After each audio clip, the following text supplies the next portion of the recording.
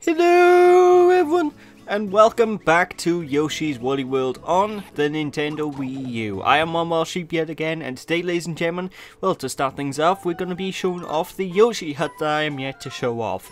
Now, this is the place where we can go to any time we want in order to show off the number of Yoshis that we have collected throughout the course of our journey. And as you can tell, there's a set number of Yoshis in every single world, so I am going to go for all of these Yoshis. I'm going to be unlocking as many as physically possible, so I hope you guys are ready for that. However, I probably will not be able to show off every single Yoshi in this entire playthrough. There may be one or two Yoshis that I will not show off, but I will show off as many as I can. So there's that. But anyway, it's time for a spiky stroll in World 2-5. And a big thing that a lot of people may actually recognize from the classic Yoshi games is now apparent in this level. Poochy, Poochy the dog has been a very big character in the Yoshi series, and I always loved Poochy as a character. I always loved the type of things that can be done with him if you're smart and if you manipulate him properly. And this game isn't any exception. You can use Poochy to your advantage, and he's a cute little companion that will help you throughout the course of your playthrough. What can I say? Poochy is someone I love. I love Poochy. Poochy's amazing. But yeah, this stage we're here is one of the easiest stages in the game just to collect everything, just because it's very simple to work out what you have to do in order to get a lot of collectibles. There's no real dickishly placed collectibles. There's no collectibles that are sort of impossible to work out. They're all really self-explanatory for the most part. Like this one for you. In order to find this, boop off a Shy Guy, and you'll be able to reach the pipe. Riveting! You know, it's a very easy stage, very easy level to get around. But anyway, these type of Shy Guys by here are new Shy Guy on stilts.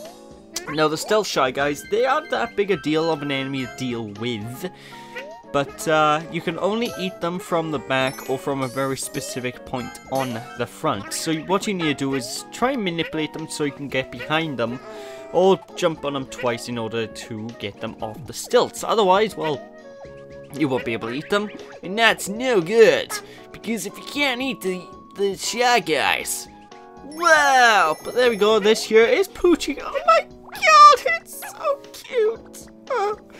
I love Poochy. I really do love Poochy. And the main mechanics is, throughout the course of the game, he will just follow you whenever he's on screen. However, you can also jump on his back and ride him as if he's like some sort of horse. And whenever you're riding him, he will usually go to certain directions and whatnot, depending on which way you're facing. For example, I'm now facing right, so charge, my glorious steed! Yes! And there's going to be a lot of, like, puzzles. For example, this one here, we need to use him to jump up to get hold of that flower. So give me the happy flower. There we go. This is a good Poochy. Oh, he's so cute. I honestly, I can't believe how amazing they made Poochy in this game. And in order to make him jump, all you need to do is walk him to an edge. Whenever he reaches somewhere he can't walk forward any further, he will immediately jump, and he will immediately do his best in order to reach you, which is always a good thing. One thing you'll also find with Poochy is that you can, whenever he's around secret areas, secret items and whatnot, he will bark. He will let you know, hey, what are you doing, numpty? There's a collectible here. You need to pick this up, otherwise, well, you're screwed. So yeah, you can always use Poochy to your advantage to find things. You can, and he will alert you whenever he's right underneath something, you know. Not so much in this stage, but in later stages, because this isn't the only stage with Poochy, and he is in a few stages.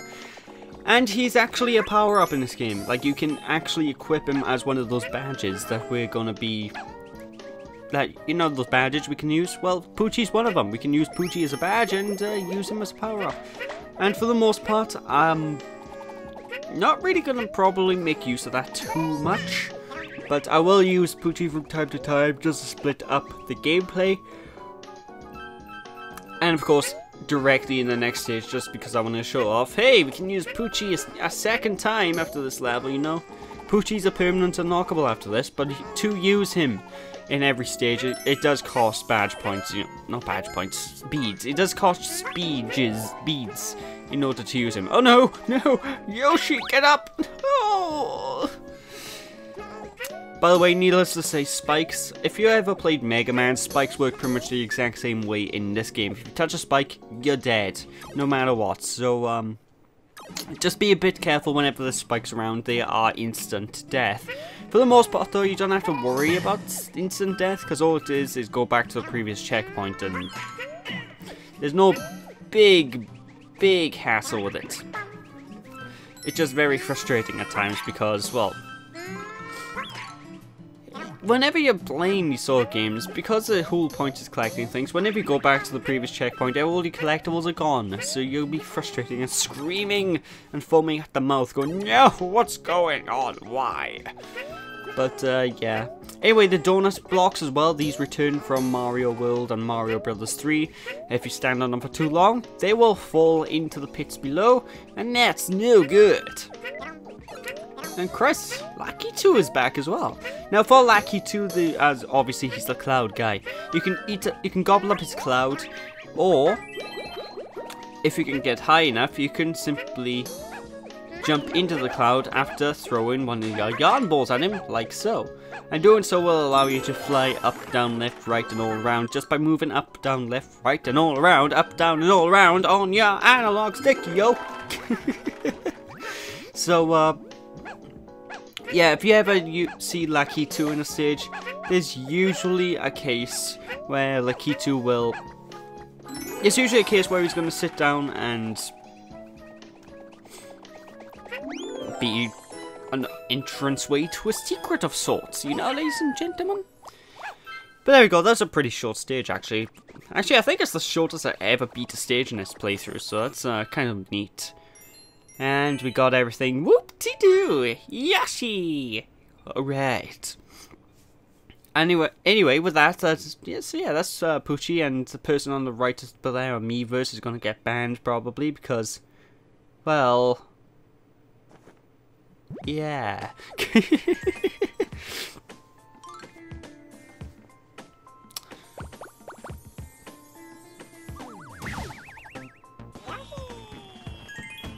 Oh my god, it's Poochy Yoshi! Yay! So yeah, I love how you usually come across Yoshis that fit a certain color scheme. I'm surprised there isn't a Koopa Yoshi yet, and maybe there's one later down the line. Watch out, Bowser Yoshi. That'll be some metal shit right there, if there's a Bowser Yoshi. But yeah, like I said, it costs 500 beads to play alongside Poochy, so Poochy doesn't cost bugger all to use. And if it's your first time playing through the game, I do recommend using him just because he will point out certain things. However, he does make platforming a little bit harder in stages, especially this stage in particular. I'll explain why in a minute, but all I can say is, oh my god, the soundtrack is godlike in this level, ladies and gentlemen. I love this soundtrack. It's so freaking metal. It's amazing. I think the stage is also a remix of one of the really old Yoshi stage musics as well, because I don't know, it sounds really familiar. Maybe it's from Yoshi's Story, I can't actually remember. But anyway, these platforms by here that tilt left and right whenever you're standing on them, this is the reason why Poochy is a bit more of a nuisance in the stage, because Poochy will land on those platforms and he will cause them to tumble over. When they tumble over, obviously, well, you're gonna get hurt quite a lot by the lava, you know, ladies and gentlemen. Unless, of course, you have the lava badge on you, which will protect you from all fire damage. I do kind of recommend that in this stage, because this is probably the first... Well, not the first stage. The first stage where you could have troubles was way earlier on in the playthrough, but it's the first stage, really, in which case dying is something that may happen more than once or twice, because there is a lot of tricksy platforming, there's lots of things you need to avoid. So just keep your wits about you, and eventually you should do fine, hopefully. No! My beautiful woolly exterior! Curse you, fire plumes of death! Yeah, they tend to pop up out of the ground. Jesus! They do tend to pop out of the ground a lot, so worry about them whenever you can. But for the most part, this stage isn't too hard in terms of collectibles as well. This stage and the previous stage are really easy to find all the collectibles, but It could just be because Poochy's with me, because, like I said, he points out a lot of collectibles whenever he's around, and it took me basically one run through of the stage to find all the collectibles, what can I say.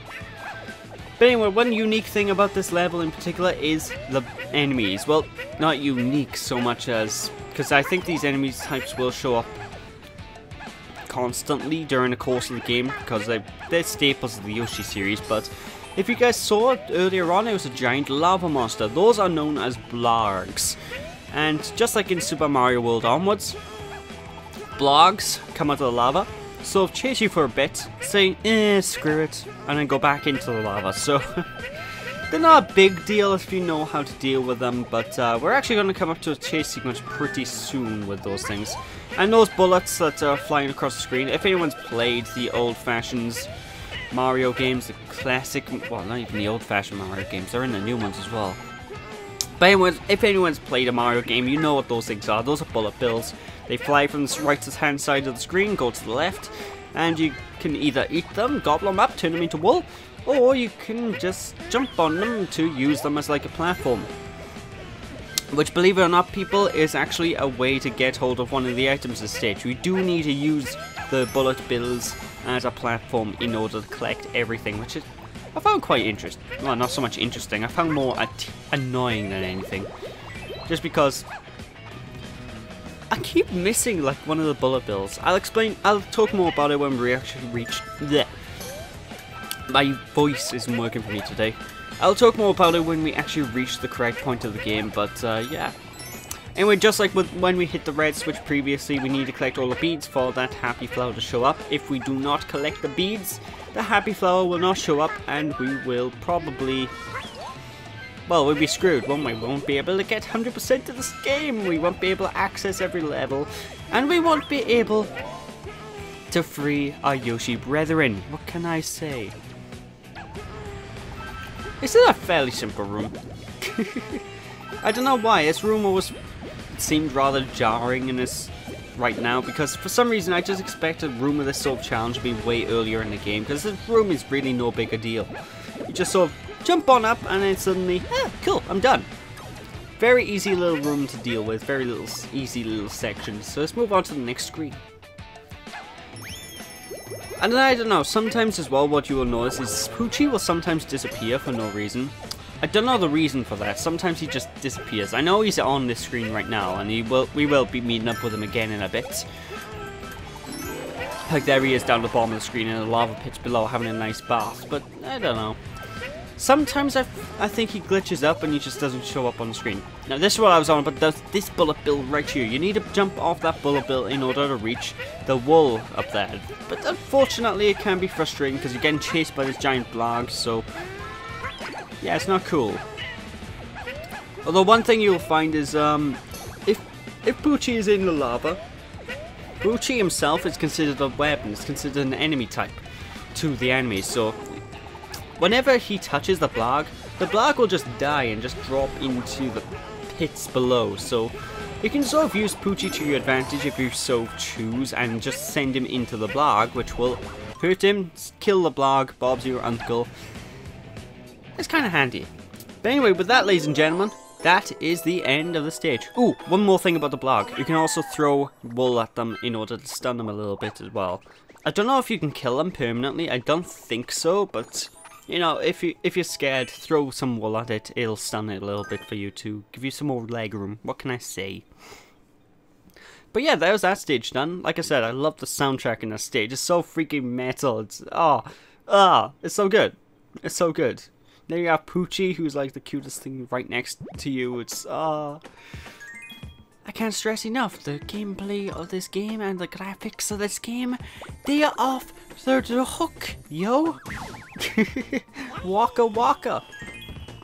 But anyway, with that we got Flame Yoshi, which I can't really tell what the design of him is like properly, but I'm assuming there's a fire on, there's some fire on his chest. That's kind of nice.